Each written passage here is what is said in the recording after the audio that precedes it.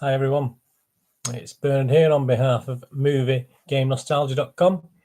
It's Wednesday, the 30th of October, so it's a regular Wednesday look at stuff that's on at the UK cinema. I'll let you know what they are anyway as we're going through, so you might be able to find them at your local cinema. A couple of these are well worth a watch.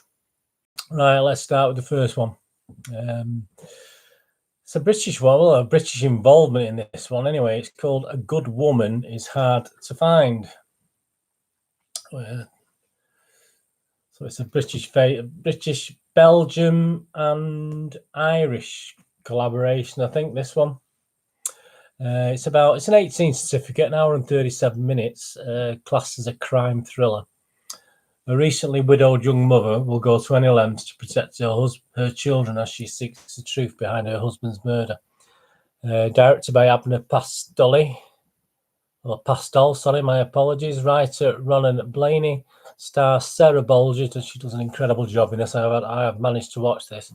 Sarah Bolger, Edward Hogg, Andrew Simpson. UK, Belgium, Ireland collaboration. The shooting sequence for this was meant to be 20 days. It was actually managed to shoot it in 16 days. So they obviously saved 4 days less, probably saved a few quid as well, although it's not the biggest of budgets, obviously. It's getting on Internet Movie Database. There's no real reviews there on that. They're just people who've put a score down without making any comments, which is always a bit worrying. I've just got one literal review from Internet Movie Database site. It's getting an average score of 6.2 out of 10, which isn't bad. It's not a bad score, 6.2 out of 10. As I said, my ratings, anything over 6 is always going to be watchable. There is a review posted by Kalidios on the 25th of October. So obviously they managed to see this when it came out. And all they say is a cracking little indie movie, good story, well acted. Yeah. And I'll just tell you now, I've posted a blog on MovieGameNostalgia.com. And my score for this is 7.5 out of 10, which, you know me, I'm pretty mean on the score. So if something gets a 7.5 from me, then you can probably think it's going to be an half decent film. And I did enjoy it. I'll just read out what I put on my blog. A great little UK-based thriller set in Northern Ireland that grabs you early and really has you caring about the young, struggling widow, played really well by Sarah Bolger and her 2 young kids. The usual mix of good and not so good in acting styles and talents, which is the norm in these small independent movies, but the story is good enough to carry you through. Bit cliche in parts, but nice simple ugliness with scenes of quite graphic violence mixed in with a woman basically trying to survive in a world that has up until now done her no favours, and she is no superwoman, so her trials and tribulations and accomplishments appear realistic and not silly. Highly recommended. So yeah, that's my little vlog on it. I just thought it was an excellent little film. As I said, the acting's a bit up and down. There's some good. I mean, the nasty guy in it, the baddie, if you like, is a bit. Obviously, he's played to be. He's a bit funny. He wouldn't scare me, just but obviously what he gets up to is quite scary. But obviously, yeah, I mean, he's one of these guys that you wonder why people would sort of follow him. To be honest with you, he's another one of these evil people that obviously people don't look up to, but obviously they work for and the respect. But obviously, it's to say there's a lot of cliches in this film, but there's enough twists and turns actually to keep you really interested. And yeah, I'd highly recommend that. I mean, it's more perhaps a DVD film for me. I mean, if there's nothing else you want to go and see at the pictures this week, then yeah, seek that one out. That's A Good Woman is Hard to Find. So if you want to watch the pictures, please do so. But obviously, wait for it to come out on DVD, which is probably the better bet. Right, on to the next one, which is probably the biggie of the week. Again, this has been kept under close wraps, so I've had to glean information from various sources. I've seen the trailer, which I think most of you have, because it's been promoted quite competitively over the last few weeks. And of course, it's Doctor Sleep, which is the big one for this week. It's a 15 rating, 2 hours 31 minutes, which a film of this caliber is probably a reasonable time to adapt to a film. I mean, if you're getting them into 3 hours, you are really pushing it a bit. But I think 2.5 hours for this sort of film is probably ideal. Director Mike Flanagan. Writers, obviously Stephen King, based on his novel, and Mike Flanagan did the screenplay. Stars Rebecca Ferguson, Carel Struycken, and Ewan McGregor plays in the main male lead role, obviously. Taken from the Metro, this Metro Metro newspaper. The sequel to the 1980 hit The Shining, Doctor Sleep, is a psychological thriller starring Ewan McGregor and is an adaptation of Stephen King's 2013 novel of the same name. Following on from where The Shining left off, Doctor Sleep sees Ewan take on the role of the now adult Danny Torrance, son of Jack Nicholson's character. Jack Torrance, Danny, is working to live a normal life while still dealing with the aftermath of what he experienced at the Overlook Hotel as a child. He still maintains his shining psychic abilities. However, his attempts at normal life is sent awry when he encounters a teenager who shares the shine and begs for his help in defeating her own spectral antagonist, led by Rose the Hat. That's the character there, Rose the Hat. You'll either like her or love her, or, well, love her, because, I mean, you know, it's just a character at the end of the day, isn't it? Critics' reviews have been overwhelmingly positive about Doctor Sleep, with Collider's editor hailing it another trauma-fueled emotional horror from Flanagan that made me cry in public. Understandably shakes up the book quite a bit, but keeps King's heart right where it needs to be. Another critic added, Doctor Sleep is the shining sequel King fans have been waiting for. Kylie Curran is a star in the making, and Rebecca Ferguson is a downright terrifying. Flanagan beautifully meshes Danny Torrance's haunting past with the now present, resulting in the best King adaptation of the year. We Live Entertainment's editor added, Doctor Sleep is the best Stephen King adaptation since Shawshank Redemption. Mike Flanagan has perfectly combined nostalgia with tension, mystery and suspense. The entire cast is superb. There are a number of surprises that will make King fans squeal with delight. So there you go. I mean, there's a lot of positivity on there, this Doctor Sleep, and I think it's sort of thing, you know, if you like The Shining, I think most people will be going out to watch this, wouldn't they? I mean, it is a cinema film, so I think there are screenings from tonight, Wednesday, so get out and watch Doctor Sleep. It's more based on the film, because obviously if you're a fan of the books, I have to admit, and I'm very sorry, I never read The Shining. I will perhaps go back and read it now, The Shining, the book, as opposed to seeing the film. Obviously there's subtle changes in the films to the book, and obviously what they've done with Doctor Sleep is they've sort of, again, with Stephen, obviously they've said to Stephen King, it works better, obviously linking the film back with the film, not the book. So obviously Doctor Sleep refers to things that happened in the Shining film that didn't necessarily happen in the book. So that's an interesting thing. But as I say, if you're a fan of the book and you didn't like the film, etc., perhaps you probably won't like this one either. So, but it's made me want to go back and read the book anyway. Once I've read my Terry Pratchett, which I'm reading at the moment, I'll go back and read The Shining, I think. Right, on to the next one. Now this is a remake. I've actually got this. I actually stock on MovieGameNostalgia.com after the Wedding, which it was a Danish film back in 2006, 2007.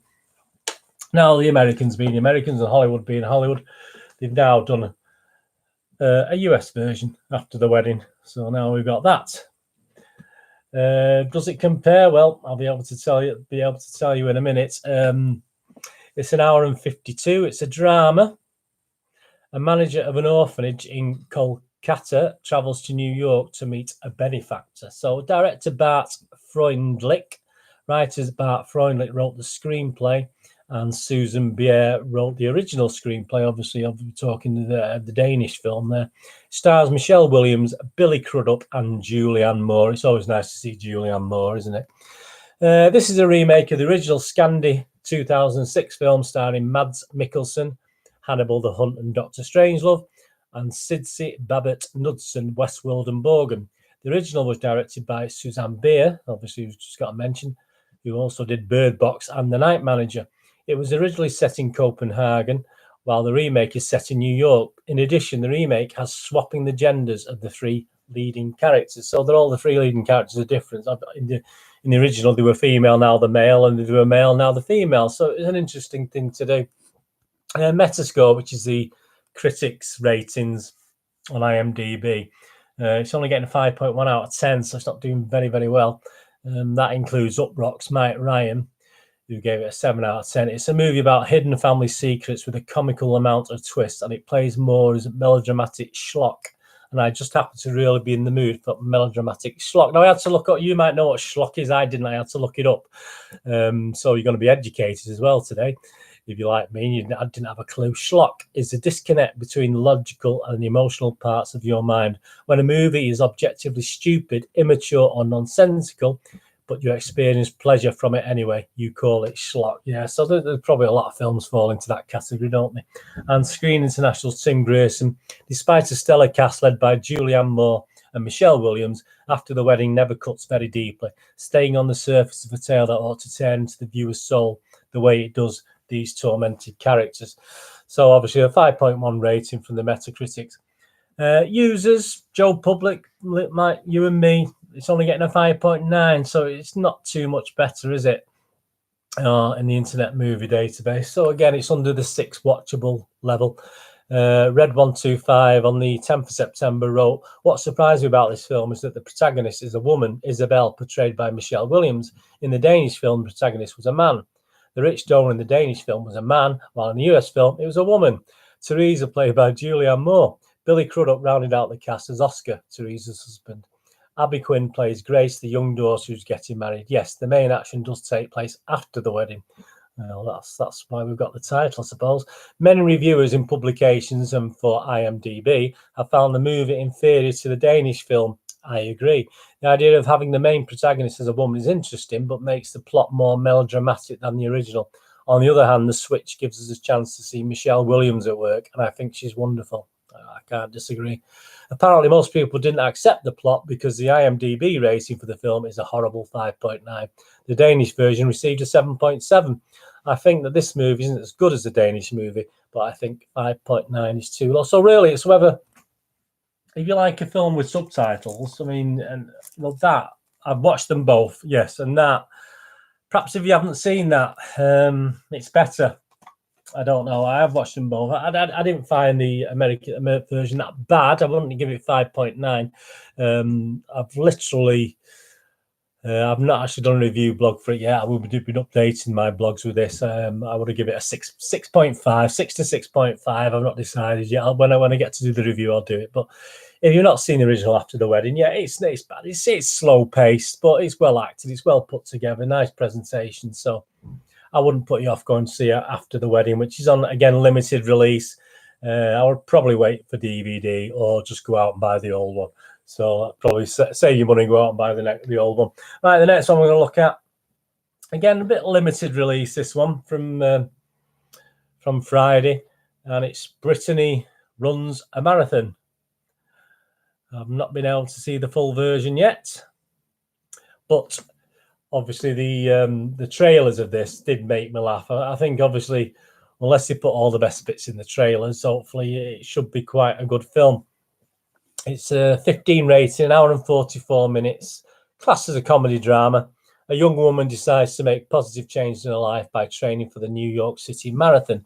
Directed by Paul Downs Calazzo and written by Paul Downs Calazzo. Stars Jillian Bell, Jennifer Dundas and Patch Darragh.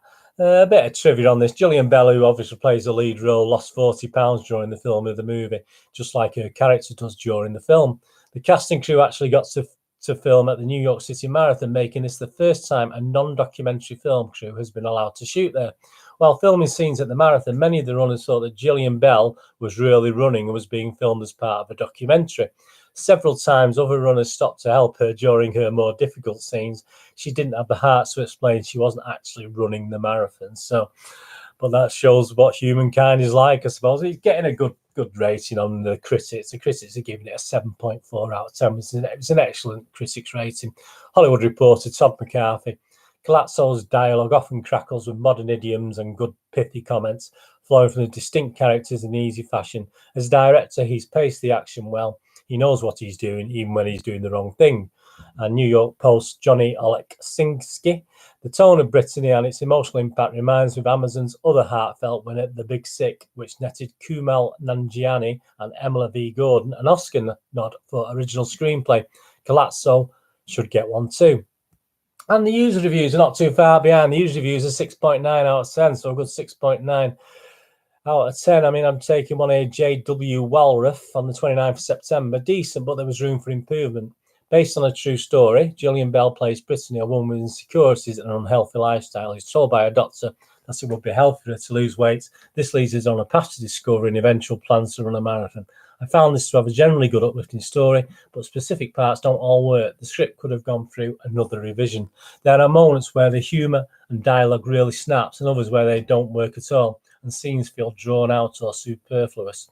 Brittany herself at times can be very sympathetic with real-world doubts, but at other times her negative actions are so over the top that you can't relate to her. Speaking of Brittany, Jillian Bell does a great job in the role. Many of us have probably seen her in things over the years, such as 22 Jump Street and Date Night, but she's mostly been a supporting player. It's nice to see her take centre stage and show that she can do a bit of drama. As a feel-good movie, I think this works more than it doesn't. Just don't expect perfection. So yeah, I mean, I like the look of it, I must admit. It did make me laugh. I will be watching that and doing a review on the movie game Nostalgia for you as soon as I can. But that looks a funny film, a funny drama. Looks a good watch. Right, on to the next one. So we're talking, well, from a bit of a lighter drama, if you like, with that one. We're going to go on to obviously a more powerful drama, and you'll know why it's a more powerful drama. It's a British one. It's obviously most of you will be familiar with director Ken Loach, and it's one of his offerings. I'm not always the biggest fan of his content, to be honest with you, Ken Loach. I do enjoy his films. I think they're very, very good. I don't always, obviously, we have totally different political leanings from based on what I've seen with Ken Loach a lot. I do agree with a lot of what he does, but there's certain things where he pushes it too much for me, but that doesn't stop me enjoying a film. And to be honest, we're looking at Sorry We Missed You, which is a 15 rating, an hour and 41 minutes. It looks as though I will enjoy this, and I can't wait to watch this. This does look really good. It's a story about a hard-up delivery driver and his wife struggles to get by in modern-day England. Obviously, as I said, director Ken Loach, writer Paul Laverty, stars Kris Hitchen, Debbie Honeywood, Nikki Marshall. Again, a mix of British, UK actors that some are better than others, but this is what you get from the British films, I find. Trivia-wise, the story takes partial inspiration from the experience of Don Lane, a courier for DPD, who died January 2018 after working through illness in the Christmas delivery rush. He had skipped several hospital appointments to treat his type 1 diabetes because he had been charged £150 by DPD when he missed deliveries to attend an appointment and feared further charges. Absolutely shocking. And you're saying this is why this is obviously more of a gritty drama if it's based on things like that, and it's a film perhaps we all should watch and perhaps some of us should learn from as well. It's got a Metascore rating of 8 out of 10, which are the critics, which is excellent. Obviously, Los Angeles Times Justin Chang commented, as a stripped down, minutely detailed portrait of the daily grind as back-breaking Sisyphean ordeal. There you are, I'll explain what that is. Sorry We Missed You is engrossing and bluntly persuasive. I was less convinced by the family dynamics. So yeah, you give it obviously a reasonable score, that said. And Sisyphean, Sisyphean, is an adjective denoting a task that can never be completed. So there you go. That's what we're all learning today, aren't we? Variety's Owen Gleiberman said, another intimate and powerful drama about what's going on in people's everyday lives. Loach stages all this with supreme confidence and flow. User rating 7.8 out of 10. So again, they're agreeing with the critics, which isn't always the norm, is it? So obviously the Joe Public reviews 7.8 out of 10, a very healthy score. Adit Palani on the 19th of October wrote, for Loach, who's peaking yet again at this point in his career, this is another song about those unspoken for. This time it's delivery drivers, be it an Amazon or a food delivery service. The most beautiful parts, however, are the filmmaker. Also does say, along with depicting the toughness of their lives, that the only way to breathe normally amidst this is to stick together as a family. So obviously they're sort of going on about the family. The critics were a bit saying that the family dynamics didn't work there, but obviously that was in total disagreement with that. 7.8 out of 10. So that I would recommend it. Obviously, Ken Loach again. More for me a DVD film. More I'll watch at home. You know, sat on the sofa and enjoy it. Obviously, it's a funny word to use, enjoy, isn't it? When you've got a gritty drama and you know, bad things happening, but you can enjoy things like that. Obviously, it's appreciate as well. Appreciate it as a really good film. And the next one we're going to look at. I thought this was an animation when I saw the adverts for it.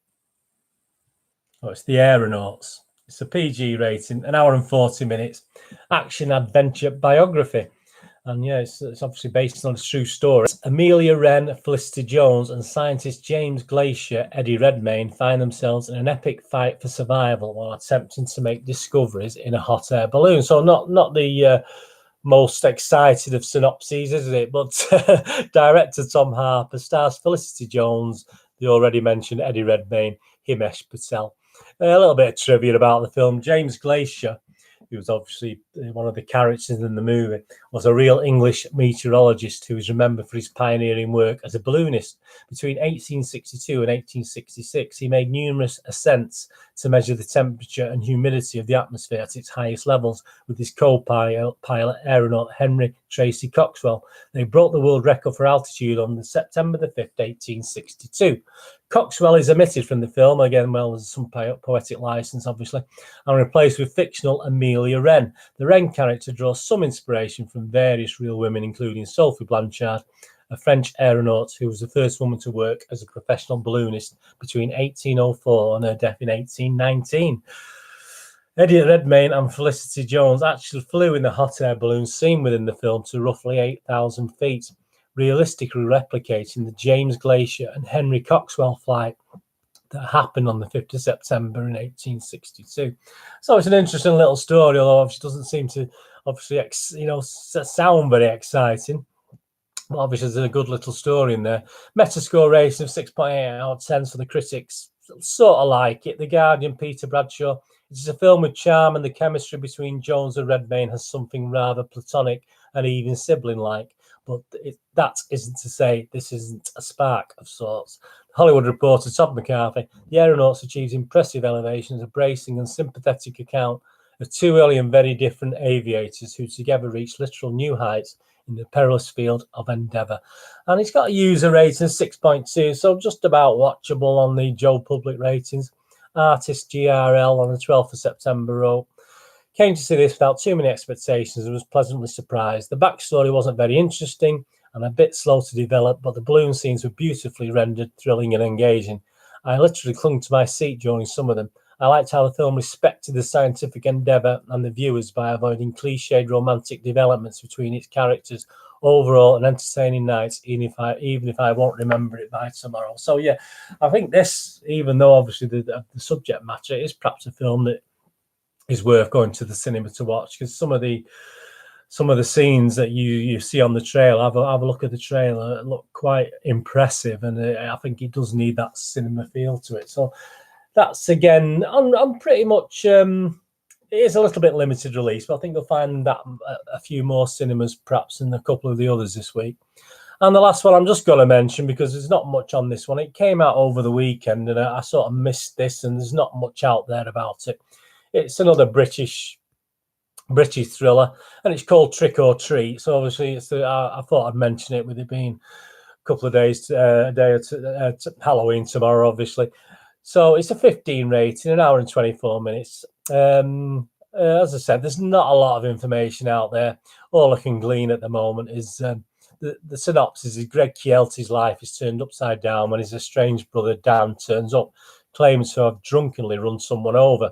But has Dan just murdered a gangster's son? Or maybe there's an even more sinister explanation. It's directed by Edward Bowles, writer Geraint Anderson, stars Francis Barber, Jessamine-Bliss Bell and Richard Carter. And it's actually got, although there's no reviews on it, it's getting a 7.7 out of 10 from a few user ratings on IMDb. So that's a good score. I've watched the trailer. It looks interesting. Again, it's another British one. So again, you're going to get a mishmash of characters and talent of acting, which you do get with the British films.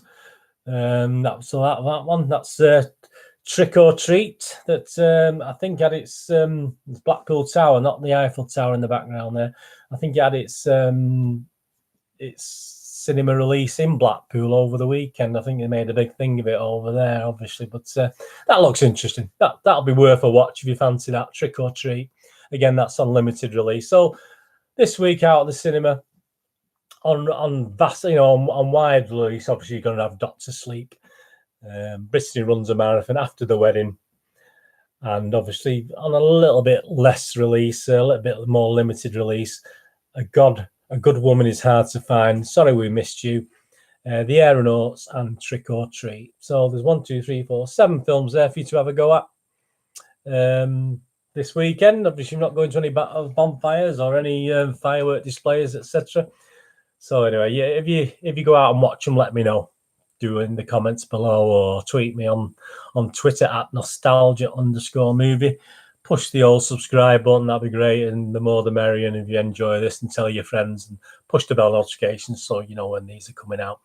Obviously, tomorrow on Thursday, I'll be looking at the second part of my special on scary movie posters of the 90s and 2000s. And I've managed to find quite a few unusual ones that perhaps are not the ones that everyone talks about at Halloween. But and because it's unlucky for some 13, I picked 13. But because it is Halloween, I might stick another one in there just so I don't want to be unlucky, do it on Halloween night. I'm tempting fate a little bit. So we're back on Thursday with that, and obviously on Friday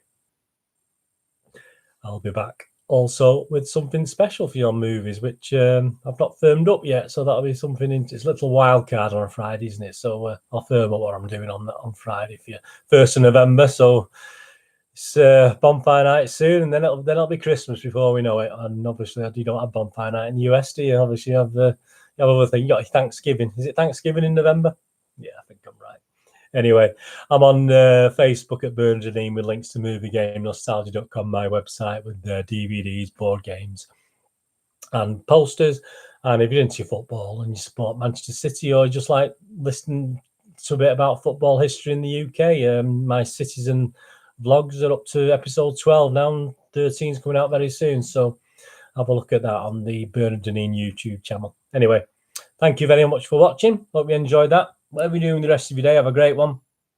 Look after yourself, look after your family, and especially look after your friends and family. And I'll see you all again very soon. Thanks for watching. Bye-bye.